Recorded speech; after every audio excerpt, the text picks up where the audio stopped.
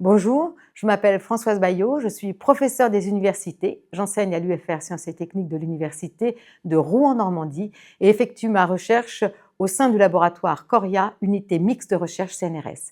Après des classes préparatoires, j'ai intégré une école de l'Institut national polytechnique de Grenoble où j'ai obtenu la même année un diplôme d'ingénieur et un diplôme de DEA en mécanique des fluides.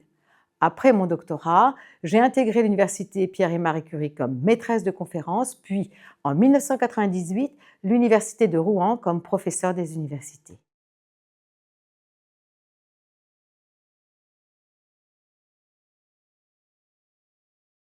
Mes travaux doctoraux comprenaient des études expérimentales et théoriques dans le domaine des instabilités de combustion. Elles portaient sur la mise en évidence de mécanismes induits par une onde acoustique perturbant la dynamique d'une flamme issue d'un prémélange gazeux. Par la suite, ce travail a été valorisé dans de nombreuses études menées par d'autres laboratoires.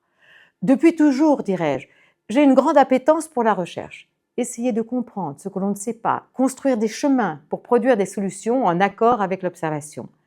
Aimant particulièrement la mécanique des fluides, j'ai retenu la proposition d'un sujet nouveau à l'époque, alliant combustion et acoustique, faite par l'équipe de Roger Prudhomme, qui travaillait sur les écoulements réactifs.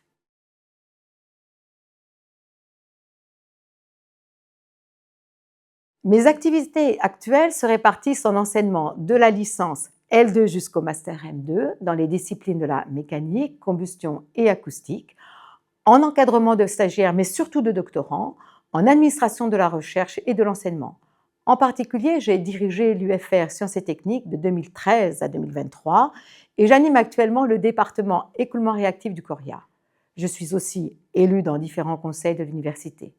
Enfin, mes recherches actuelles, expérimentales et théoriques, sont toujours dans le domaine des instabilités de combustion, mais dans des configurations plus complexes, notamment utilisant des combustibles liquides multicomposants en présence de champs acoustiques dits transverses de fort niveau d'intensité. Les applications concernent l'aéronautique comme le spatial.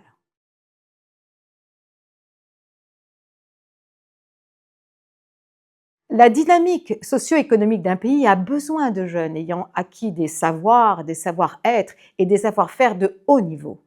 Or, la formation doctorale durant laquelle le doctorant est à même de se construire une démarche scientifique et éthique, s'appuyant sur des compétences techniques et organisationnelles, constitue un socle solide pour son futur métier, quel qu'il soit.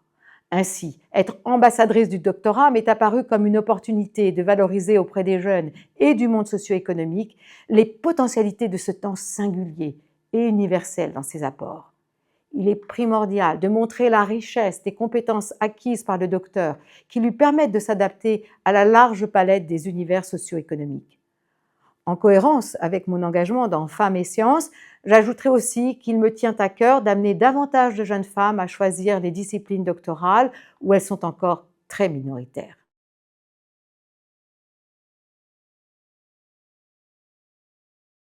Le doctorat se doit d'être reconnu dans toute sa diversité et sa richesse, véritable articulation entre le réflexif, l'innovation et la réalisation de solutions pertinentes, capables d'apporter des réponses aux enjeux du monde académique comme celui de l'entreprise. Il est important de faire connaître les possibilités contractuelles aux différents acteurs socio-économiques et institutionnels, afin d'amener à recruter des doctorants ceux qui pensent ne pas être concernés par ces dispositifs, ainsi que de convaincre les hésitants. Cette période de formation apporte autant de plus-value aux futurs docteurs qu'aux organismes et entreprises recruteurs.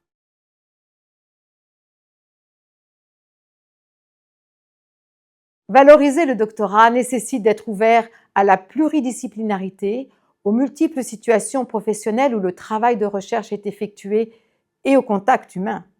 Je vois dans cette mission comme un moment de valorisation, de partage et d'échange avec le monde socio-économique, mais aussi avec le grand public.